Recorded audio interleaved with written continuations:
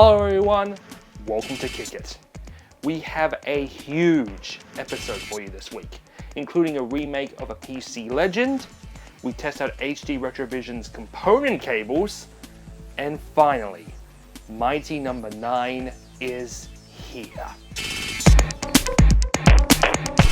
First off, Yooka-Laylee came out of the shadows to grace us with a brand new trailer. The game looks absolutely amazing, but sadly the game has been delayed till the beginning of 2017. Let's just not make a habit out of this, Platonic. On a side note, while the publisher Team 17 is working on the PlayStation and Xbox ports, Platonic are focusing directly on the PC and Wii U version, mainly due to most people requesting the Nintendo platform. Chris Sutherland and Grant Kirkhope are working on a Nintendo system again. All is right with the world. Speaking of Team 17, it was shocking to hear that another game they're associated with has been cancelled. Allison Road, the spiritual successor to PT, cancelled its Kickstarter after Team 17 stepped in to help publish the game. But a few weeks ago on Twitter, it was announced the game would be cancelled. Both Team 17 and the game's developer Lilith released statements about the mutual decision to end the collaboration, though no reason has been given to explain why the game has been cancelled. Most likely due to Lilith signing away the IP rights when they made the deal with Team 17. Happier news when it comes to publishers though. Following our update video, Shantae and WayForward have in fact found a publisher for Half Genie Hero. Xseed Games have stepped in to release the game as a physical release on PS4, Vita, and Wii U. Sadly, no Xbox One version, most likely because of the same publishing policies that affected Shovel Knight. Furthermore, Xseed is publishing in the US only. No word yet on an international publisher. And lastly, E3 was just a few weeks ago and plenty of Kickstarter projects were there. Yooka-Laylee was of course there. Bloodstained offered its first gameplay preview, as well as Shantae being confirmed as a playable character in the Wii U indie title Runbow. But biggest of all was We Happy Few, which was shown live during Microsoft's keynote, and a preview of the game will be available on Xbox and Steam next month. New Atlanta, Sector 11, Building 71G. 7 April 2072. 11:13 p.m. Hacker begins unauthorized entry into the Tri-Optimum corporate network. 1:26 a.m. Hacker attempts to access. In 1994, Looking Glass Studios will release upon the world the original System Shock. Being produced by Warren Spector, this cyberpunk RPG was like nothing people had seen before.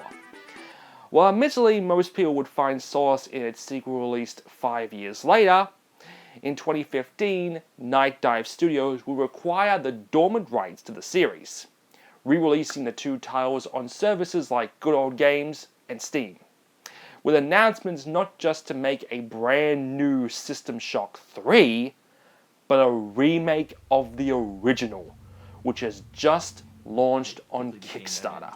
This is the best example of a Kickstarter pitch done right that I've seen in a while. Firstly, they have already released a pre-alpha demo of the remake on Steam, which you can get right now. Well, not now, we still have my number 9 to review. But anyway, the game already looks amazing. I almost didn't believe this was Unity. Night Dive have put some amazing work into this, to where it looks like it's id Tech 6. Not to mention doing what they can to make it look as accurate to the original as possible, even collecting random dismembered bits of human corpses. But I also have to give special applause to the pitch video. I don't think I've seen one that turns the pitch into an actual plot. The story being that Night Dive's founder and head, Stephen Kick, was assimilated by Shodan when he played the game as a kid with the task of recreating the game. They are asking for $900,000 for their initial goal to simply remake the game as is. But with $1.7 million, they want to add more puzzles, limb dismemberment, and brutal difficulty modes like no respawning or one save file that gets deleted when you die. The game is set right now for PC and Xbox One with a planned release date of December next year.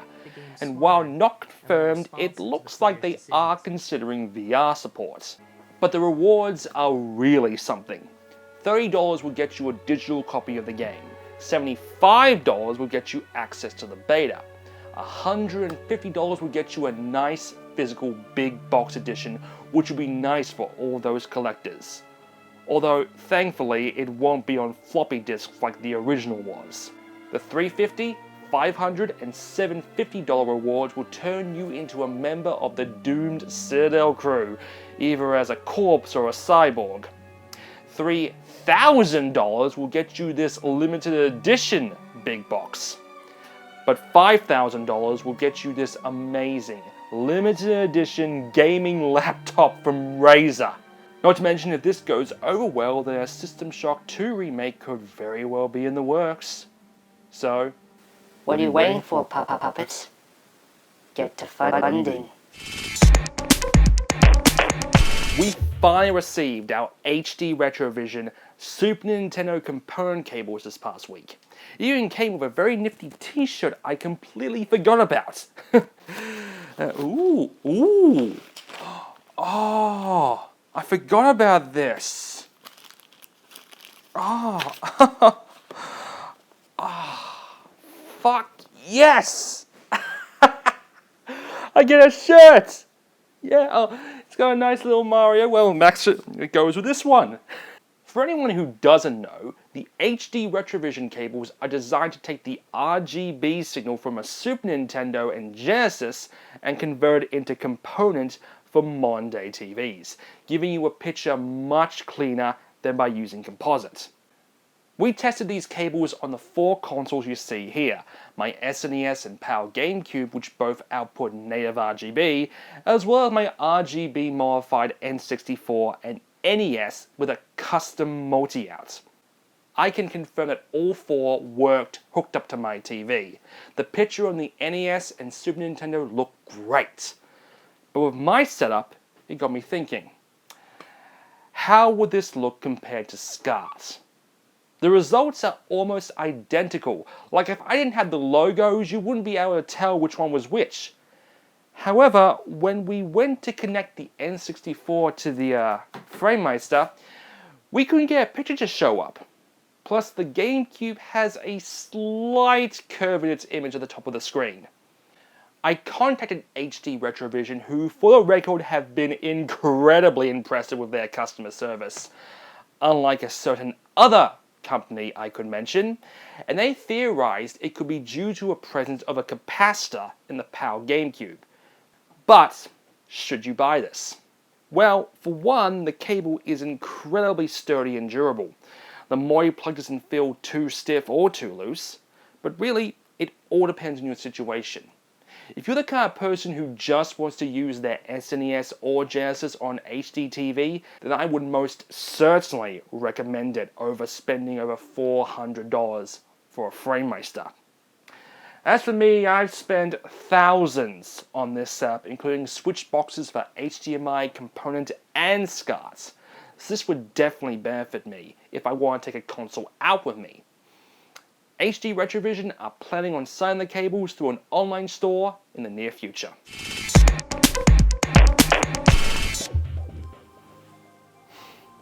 I can't believe we're finally here. What a long and grueling road this has been. I remember when I first found out about Mighty No. 9. I was finishing up my Mega Man Legends review when the news came through from PAX. I had to put it in as a last-minute update and everything. By the time I had filmed, the project had already passed its $900,000 goal, ultimately making almost $4 million. The game was originally set for launch in spring 2015. Then it was announced that Deep Silver was stepping in to help publish the game, no doubt injecting concept with even more capital, and the game was delayed till September to account for porting to the many systems Mighty No. 9 decided to be released on. Then came the delay to February 2016, then spring 2016, then finally June 21st, 2016. Most of the recent delays stem from issues with netcode and matchmaking, mostly because of the almost dozen platforms the game was being planned for. Never mind the fact that online features could have just been implemented later as a free update. But even with the release, it seems the game couldn't escape problems. The game was being released on June 21st in the US and Asia, and the 24th for the rest of the world, including me.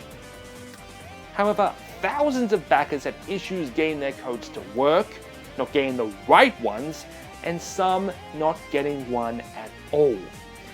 And I was one of the latter. We did not get our codes until the 28th, 5 days after its Australian release.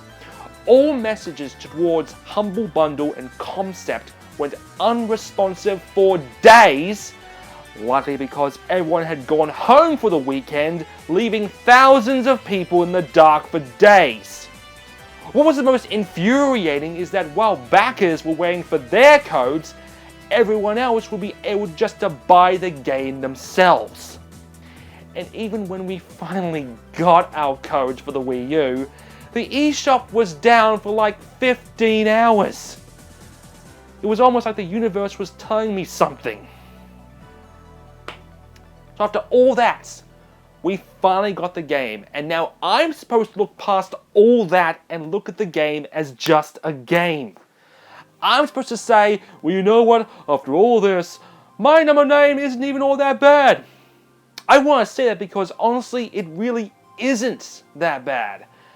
It's got problems like hell, but isn't bad. Let's start this. When they said Mighty was supposed to be a spiritual sequel to Mega Man, they weren't kidding. The plot is almost exactly the same as before, with robots going haywire and our hero Beck being the only one able to stop it all, and acquiring his fallen enemy's signature weapons. Controlling the game for the most part feels fine, especially with the Wii U Pro controller. We have the basic jump and shooting, but of course the main feature is the dash move, which helps Beck absorb his enemies, dodging attacks and avoiding obstacles, including those insta-death spike traps. Yay! Plus, I'll give Inafune credit. When it comes to creating the spiritual successor to Mega Man, he definitely got the difficulty down. It took me over 2 hours to defeat even one boss. But that's really all the praise I can give the game. Graphically, as I've said before, this thing looks ugly as hell. Using a 10-year-old engine, no, wait, 12-year-old engine like Unreal 3, which isn't even probably supported on current-gen systems, will do that. But when we first saw prototype footage during the beginning of the development, things actually looked promising. The fact that that became this is really depressing. The game should have stuck more to its concept art. I mean, there's nothing wrong with 2D. Look at Adventures of Pip, working on a budget a fraction of Mighty's, running on Unity and looking great. Or even Shantae, a game that made only a fourth of what Beck made, and it looks and runs really beautiful. I mean, you have to look no further than how the Wii U version runs, with frustratingly long load times, horrible frame rate issues, and reports it can even crash your console. But it goes far further than that. First off, why are there lives? And why can't I get any more than 9? 9? 9? Why is the voice work in this game so terrible?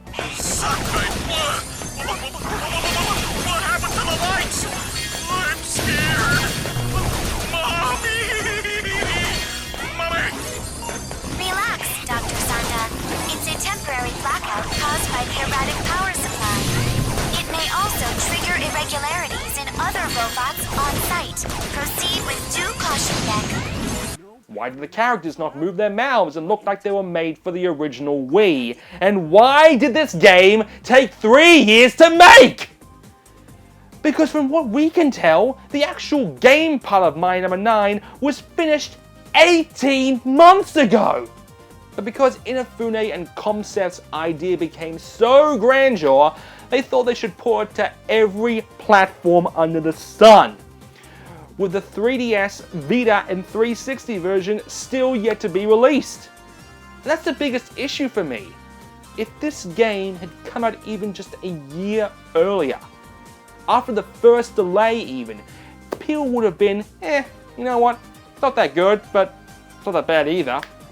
The fact that this game saw delay after delay after delay, this needed to be the best game ever made to meet our expectations. The worst thing about this entire situation is how people's perception of crowdfunding will change. I say don't focus on this. Instead, focus on the real successes of Kickstarter. The Wastelands, the Undertales, and hell, even the Broken Ages. And let's not forget that titles like Yooka-Laylee and Bloodstained are coming along very nicely. There is a lot to learn from this entire situation. Firstly, don't hold back a release because of niggling little issues like netcode. Know your limits. Don't try and release a game on a dozen platforms just because you can. I mean, who really wanted a PS3 or 360 version anyway? And most importantly, focus! Don't work on 2 other projects at the same time, especially when one of those projects is a Kickstarter launch before the first game is even released. But before I wrap this up, let's talk about this certain comment made during Concept's launch stream by community manager Ben Judd. I'm not getting my 2D side-scrolling fill, and at the end of the day, even if it's not perfect, it's better than nothing. At least that's my opinion. Considering everything that's happened, I may have actually preferred nothing. But this has just made me depressed. I mean, I wish there was something to pick me up from all this stupid phone. I thought I had this on silent.